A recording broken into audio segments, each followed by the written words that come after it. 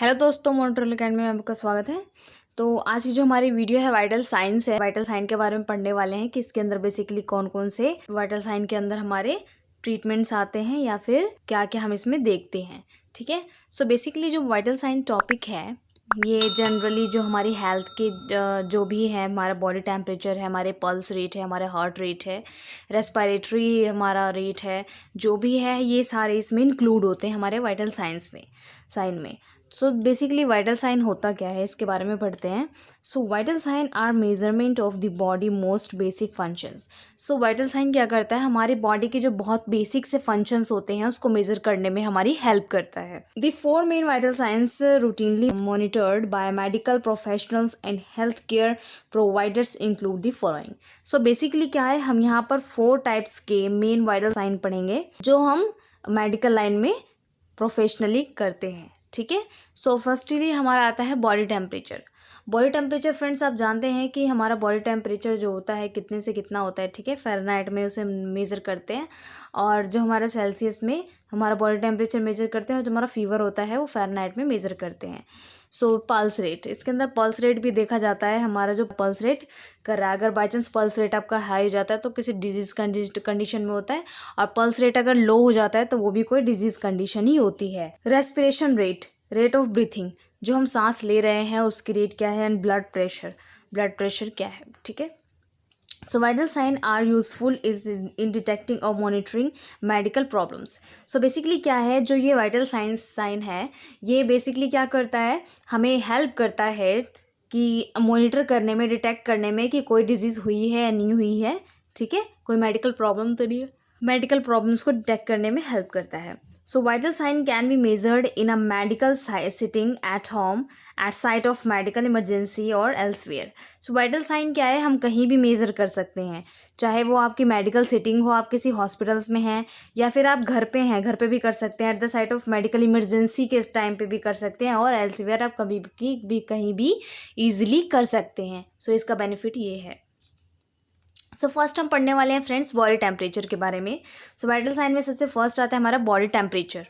The normal body temperature of a person varies depending on gender, recent activity, food और fluid consumption's time of day and into the woman and stage in the menstrual cycle।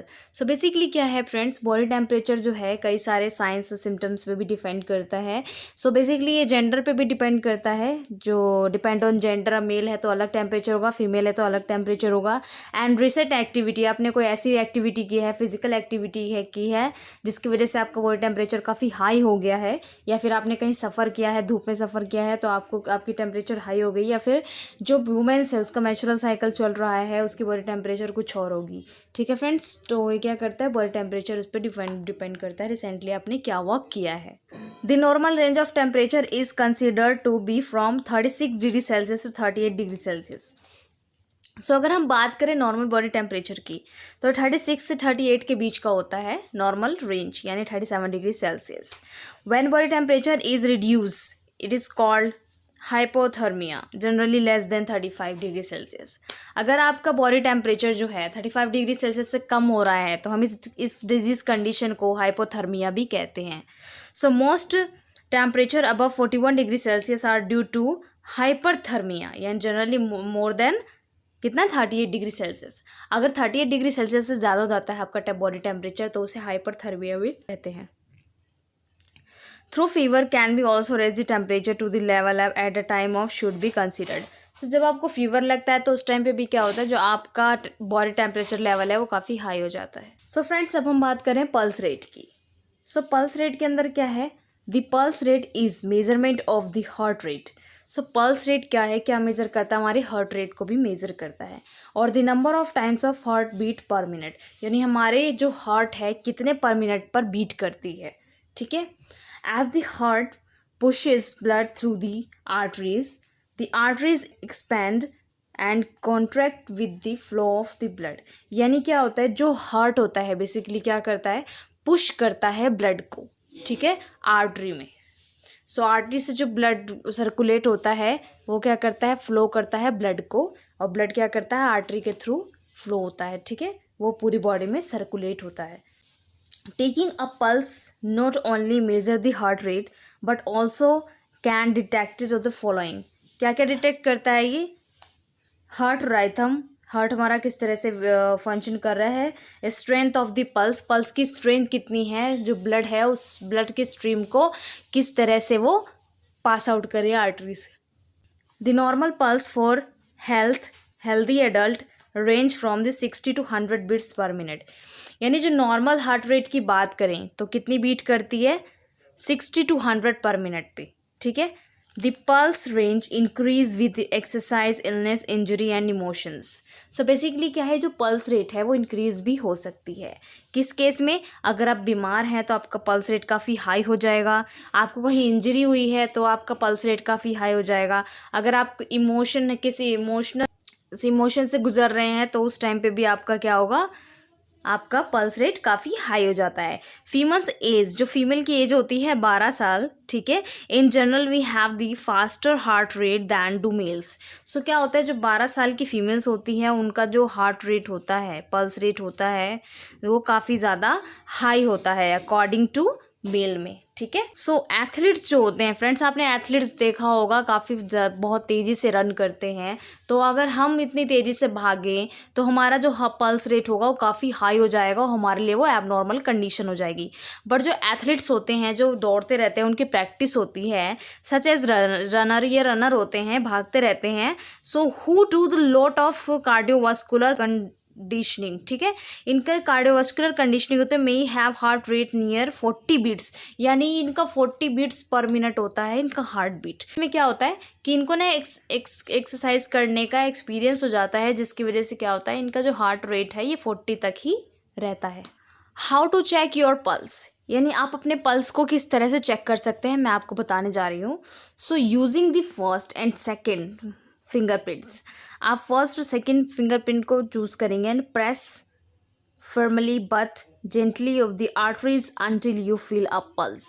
आप देख सकते हैं आपका ये हाथ है, अगर आप यहाँ फील करेंगे अपने 2 उंगलियों को रख के तो आपको पल्स लबडब करती हुई दिखेंगी, मतलब ऊपर नीचे आपको दिखेंगी बीट करती हुई। सो ये जो पल्स है ये क्या कर रही है, इसमें जो ब्लड है काफ़ी तेज़ी से फ्लो हो रहा है, जिसकी वजह से हमें पता चल रहा है कि हाँ ये पल्स यहाँ पर मौजूद है, ठीक है।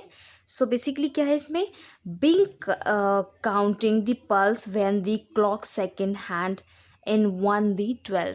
सो बेसिकली क्या है, आप इसके अंदर क्या करेंगे, क्लॉक को ऑन करेंगे और हार्ट रेट को मेज़र करेंगे। So count your pulse for 60 second, 60 second तक आप पल्स को काउंट करेंगे एंड अब क्या कर सकते हैं, 15 सेकेंड में पल्स को काउंट करके उसे मल्टीप्लाई कर सकते हैं 4 से, तो आपकी क्या होगी, कैलकुलेशन निकल जाएगी कि आपका पल्स कितने सेकेंड पे कितना काउंट हो रहा है। If unsure about your result ask another person to count for your, ठीक है। सो बेसिकली क्या है इसके अंदर फ्रेंड्स, अगर आपको श्योर नहीं हो रहा है कि आपने पल्स रेट अच्छे से काउंट किया है तो आप अपने फ्रेंड को भी बोल सकते हैं, अपने फ्रेंडली डॉक्टर को भी बोल सकते हैं कि वो आपका पल्स रेट चेक कर ले। अब हमारा है रेस्पिरेशन रेट। सो बेसिकली क्या है, जो हमारा रेस्पिरेशन रेट है ये हमारी ब्रीथिंग रेट है, हम कितने टाइम पे कितना ब्रीथ कर रहे हैं। The respiration rate is the number of breaths a person take per minute, यानी 1 मिनट में हम कितना ब्रीथ करते हैं, कितना सांस लेते हैं। The rate is usually measured when a person at rest and simply involve counting the number of breath for 1 minute bye counting how many times in the chest rise respirations rate and may increase with fever illness and other medical condition। so basically क्या है, जब कोई person rest position में होता है तभी हम उसका हार्ट रेट है, हम उसका ब्रीथिंग रेट तभी मेज़र करते हैं। नहीं तो क्या होगा, किसी मेडिकल अगर कोई प्रॉब्लम कंडीशन है, पेशेंट को कोई बीमार है या फिर उसको फीवर है, तो उस केस में क्या होगा, जो उसका रेस्पिरेशन रेट होगा वो काफ़ी हाई आएगा, ठीक है। The normal respiration rate for adult person at range in the with from 12 to 16 breath per minute, यानी जो नॉर्मल रेस्पिरेशन रेट होता है वो कितना होता है, 12 to 16 बीट होता है पर मिनट में, ठीक है। एंड देन हमारा लास्ट आता है friends blood pressure. Vital sign के अंदर ये हमारा लास्ट टॉपिक है blood pressure. So blood pressure क्या है, is the forces of the blood pushing against the arteries wall during contraction and relaxation.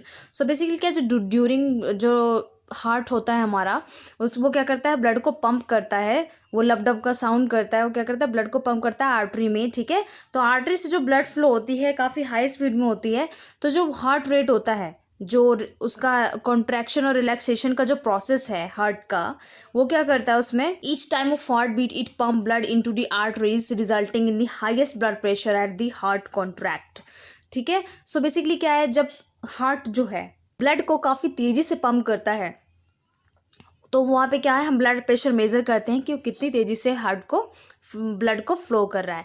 अगर बाई चांस कोई इमरजेंसी मेडिकल कंडीशन हो जाती है तो उसमें हार्ट स्ट्रोक आने के भी चांसेस होते हैं, हार्ट अटैक आने के भी चांसेस होते हैं, ठीक है। So both systolic and diastolic pressure are recorded as mmHg, यानी मिलीमीटर ऑफ मरकरी में मेज़र किया जाता है। जो हमारा सिस्टोलिक और डायस्टोलिक मेज़रमेंट होता है हार्ट का, उसको मिलीमीटर और मरकरी में मेज़र करते हैं। सो जो हाई ब्लड प्रेशर है, किस कंडीशन में देखते हैं फ्रेंड्स, हाइपरटेंशन। जब किसी को हाइपरटेंशन होता है तो उस केस में क्या होता है, हाई ब्लड प्रेशर आता है। Directly increase the risk of heart attack, ये क्या करता है, अगर आपका ब्लड प्रेशर हाई हो रहा है तो उसमें आपको हार्ट अटैक आने के भी चांसेस होते हैं, हार्ट फेलियर एंड स्ट्रोक भी होने के चांसेस होते हैं। So the normal blood pressure is systolic as less than 120 and diastolic less than the 80. So basically क्या है, जो सिस्टोलिक एंड डायस्टोलिक का अगर हम मेज़र करें तो वो सिस्टोलिक कितना होना चाहिए, 120 से कम होना चाहिए, और डायस्टोलिक 80 से कम होना चाहिए, ठीक है। ये नॉर्मल रेंजेस हैं ब्लड प्रेशर के। तो before you measure your blood pressure, यानी आप ब्लड प्रेशर मेज़र करने से पहले क्या क्या आपको सावधानियां रखनी है, आपको क्या क्या करना है, उसके बारे में मैं आपको बता रही हूँ friends. The American Heart Association recommended the following guidelines for the home blood pressure monitoring.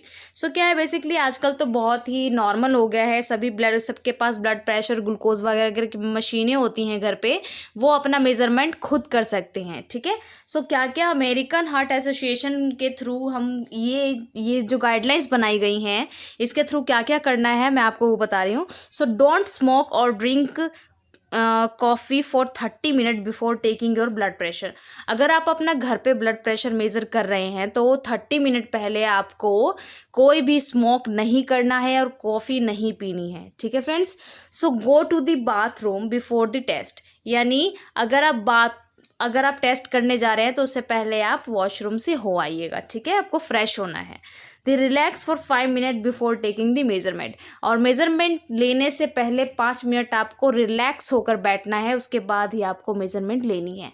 So American association के थ्रू ये गाइडलाइंस बनाई हुई है फ्रेंड्स, इसके थ्रू ही आपको घर पे ब्लड प्रेशर करना चाहिए, नहीं तो क्या होगा, आपका जो ब्लड प्रेशर होगा वो एबनॉर्मल आएगा, नॉर्मल नहीं आएगा, ठीक है फ्रेंड्स। सो बेसिकली क्या है, जो हमारा वाइटल साइन है इसके अंदर यही था। बहुत ही अच्छा सा टॉपिक है, बहुत ही प्यारा सा टॉपिक है, बहुत ही इजीली समझ में आ जाता है। सो फ्रेंड्स, अगर वीडियो आपको अच्छी लगी हो तो इसे लाइक कीजिए और फ्रेंड्स को शेयर करना मत भूलिएगा। चैनल को सब्सक्राइब अभी तक नहीं किया है तो सब्सक्राइब कर दीजिए, और आप अपना प्यार यूं ही देते रहिए फ्रेंड्स। सो मिलते हैं नेक्स्ट वीडियो में। Okay bye.